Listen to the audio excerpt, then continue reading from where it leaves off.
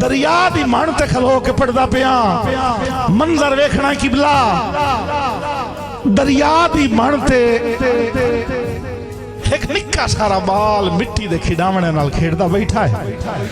کسے آ کے دسیا تواڈے پارو پرانے آئے تے تواڈا گھر پشتے ودے تے پرانے نال ویکھیاس نا مختلف عمراں دے پرانے تے نال ایک نکا سارا بال او دا ہانی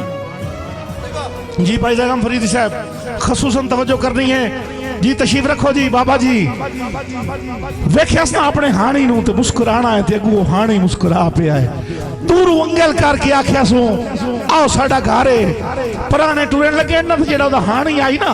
او دا ہاتھ ڈپ لیا سی اے ٹھہر جا انہاں نو جاون دے اے مٹی دے کھڈاونے نے تے میرے کھڈاونے تے ویکھ بھائی منظور دوکا صاحب خصوصی توجہ کرنی ہے مٹی دے کھڈاونے تے میرے ویکھ بچہ مٹی دے کھڈاونے ویکھ کے بڑا خوش ہویا بڑے خوبصورت کھڈاونے بڑے پیارے کھڈاونے رل کے دو میں کھیڈن لگ گئے تھوڑا جے ٹائم گزرے آئے بھائی جان تھوڑا جے ٹائم گزرے آئے گھر گیا ہے نا تے مہمان موجود ہیں ایک دن گزرے آئے دوئی دیوار رل کے کھیڈن آئے دوئی دیوار گزری ہے تری دیوار گزری ہے وہ چھٹی والا دن آیا ہے نال والیاں ڈھاریاں پیڑیاں تو بال آئے انہاں کہ سانو بھی نال کھڈا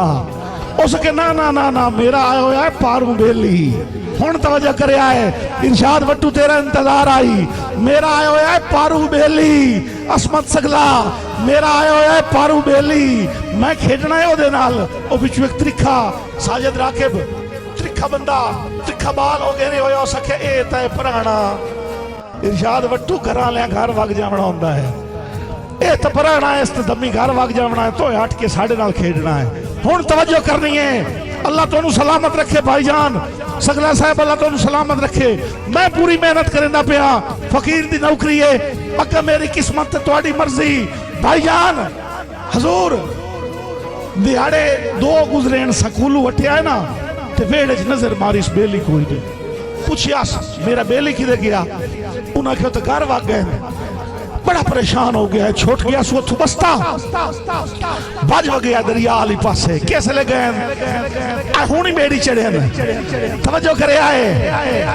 ہونی بیڑی چڑھے ہیں اپنے آنا بھائی جان بیڑی دا پور پہلی پاس جا چکا ہے مسافر لے گئے دریا دی مان تے کلا رومن باہرے آئے جی بسم اللہ بھائی جان بھائی نور سگلا توجہ کرنی ہے دریا دی مان تے رومن باہرے آئے مسافر دا گزر ہویا اس ویکھے نکا سارا بالے دریا دی مان تے کلا روندہ بیٹھا ہے قریب جا کے ویکھے اسنا حضور تو دیاں ہنجوں دا رنگ اینج نہیں جی میں عام ہنجوں دا رنگ ہوندہ ہے اللہ تو انہوں سلامت اس ویکھے ناکھی دا رنگ تے ہنجوں دا رنگ اسا کیا پتہ نہیں کسے پور نالو رہ گیا ہے پتہ نہیں کسے کافلے نالو کھوٹ گیا ہے نیڑے جا کے پیار کی تس بچہ کیڑے دکھ رو آئے ہی تیری رومن دی عمر نہیں تیری ہنجوں دا رنگ تبدیل ہے کسے پور نالو رہ گیا ہے کسے کافلے نالو کھوٹ گیا ہے تے کیوں رونا ہے نکے نکے دسکارے بھر کے آدھائے کہ ساٹے وطن تے آئے کہیں پار دے واسی بس ہو گئی میری محنت پوری اتنی گال آئی جوانی مانو جی بسم اللہ ساڑھے وطن تے آئے بسم اللہ حضور بہت شکریہ ساڑھے وطن تے آئے کہیں پار دے واسی میرا امن سکون بجا گئے وہ کچی عمرے چھ روگ جدائیاں دا میرے دل مجبور نو لا گئے تے ہویا کی ہنیوان دا رنگ کے تبدیلے بہت شکریہ ہویا کی کہ وچی اکھی دے ترٹ گئے وسن دے سفنے بہت شکریہ مرشد زادہ وچی اکھی دے ترٹ گئے وسن دے سفنے